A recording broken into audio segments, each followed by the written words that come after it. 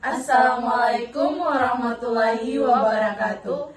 Halo guys, perkenalkan nama saya Wulan dari Ahmad. Saya Lini Siliba. Dan saya Putri Rosyana Rusmin. Di sini kami akan memaparkan materi tentang perpajakan. Yuk kita simak bersama-sama. Let's go. Baik, di sini saya akan menjelaskan tentang perpajakan.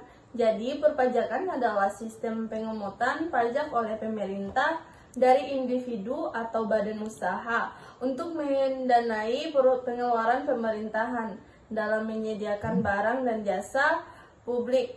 Dalam konteks Indonesia, pajak adalah kontribusi yang wajib dibayar oleh wajib pajak berdasarkan peraturan perundang-undangan yang berlaku. Pajak digunakan untuk membiayai berbagai kebutuhan negara dan masyarakat seperti pembangunan infrastruktur, pendidikan, kesehatan, dan lain-lain.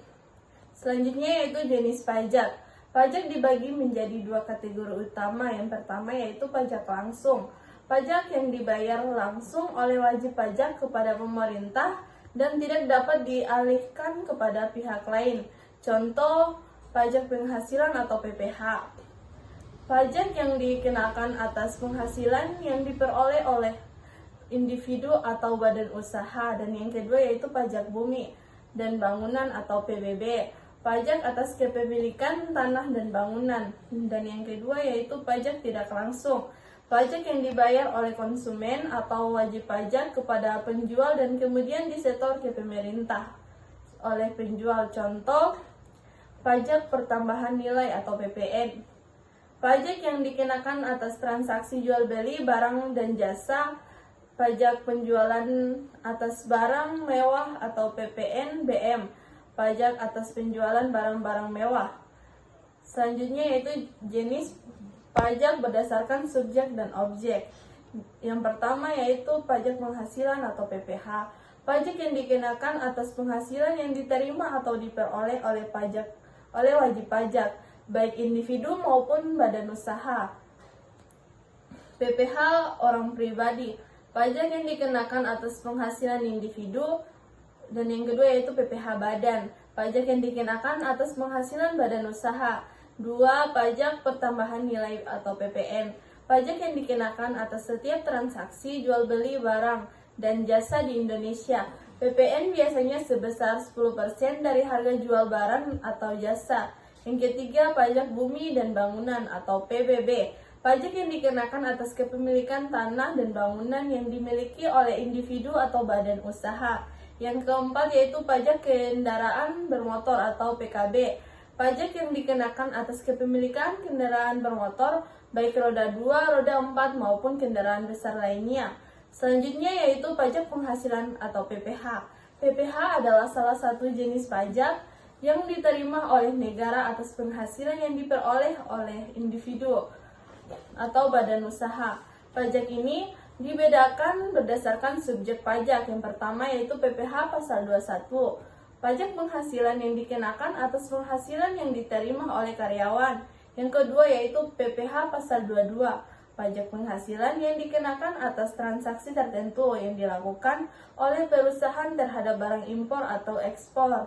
Dan yang ketiga yaitu PPH pasal 23, pajak penghasilan yang dikenakan atas penghasilan yang diterima oleh pihak lain dari pembayaran jasa atau sewa yang dilakukan oleh perusahaan. Dan yang ketiga yaitu PPH pasal 25, pembayaran angsuran, pajak penghasilan oleh wajib pajak badan usaha yang dihitung berdasarkan estimasi penghasilan. Selanjutnya adalah pajak pertambahan nilai atau PPN. PPN dikenakan atas transaksi jual beli barang dan jasa. Setiap barang atau jasa yang dijual di Indonesia dikenakan pajak sebesar 10%, kecuali barang dan jasa yang dikecualikan oleh undang-undang. Selanjutnya, pihak yang mengenakan PPN, penjual atau penyedia barang dan jasa. kedua pihak yang membayar PPN, pembeli barang atau jasa, tetapi biasanya biaya PPN ini dibebankan pada konsumen akhir. Selanjutnya adalah sistem perpajakan di Indonesia. Sistem perpajakan di Indonesia menganut self-assessment system, yang berarti wajib pajak diwajibkan untuk menghitung, melaporkan, dan membayar pajak sendiri. Pemerintah bertugas mengawasi dan memastikan bahwa pajak yang terutang telah dibayar sesuai dengan ketentuan yang berlaku. Selanjutnya, penyampaian SPT atau Surat Pemberitahuan Tahunan. Wajib pajak di Indonesia harus menyampaikan Surat Pemberitahuan Tahunan atau SPT untuk melaporkan jumlah pajak yang terutang dan membayar pajak tersebut. Ada dua jenis SPT. Yang pertama yaitu SPT tahunan PPh orang pribadi untuk individu yang memiliki penghasilan.